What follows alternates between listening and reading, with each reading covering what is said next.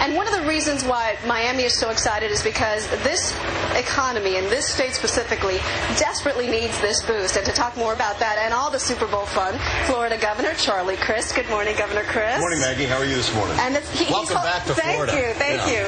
He's holding the football, right. Which is a familiar feeling. Didn't you used to be a quarterback at Wake Forest? I was. Before I transferred to Florida State, I played at Wake Forest, the Demon Deacons. Great school, great academics. We weren't so good at football when I was So Peyton Manning, Drew Brees, Charlie Crist, it's definitely one of the other two.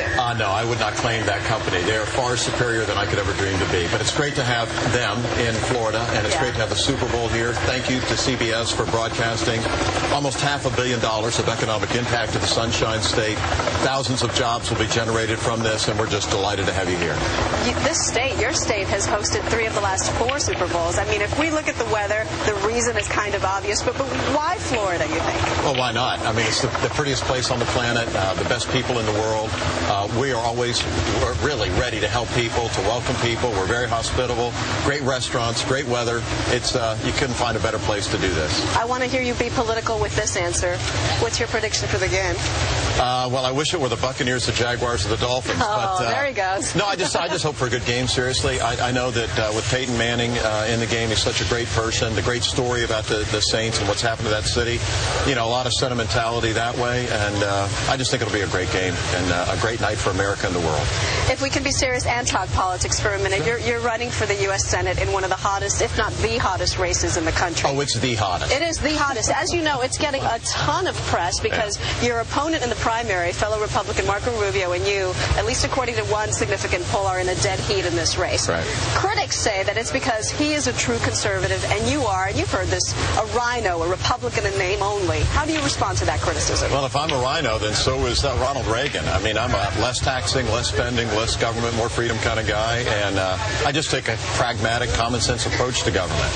And if that's not what the people want, they'll let me know. But I'm confident that it is. I really am. And, you know, we do things a little differently here in Florida. We actually work together to get things done for the people. And I think that's exactly what the American people want.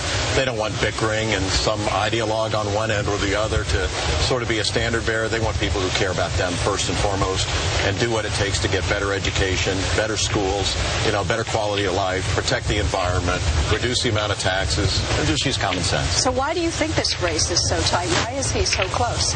Well, I think that, you know, we're, 200 days from the race? It's in August, yeah. Let's see what it is when we get to game day. All right, lastly, I'd like to ask you about Haiti because Florida has rallied behind that country in a big way.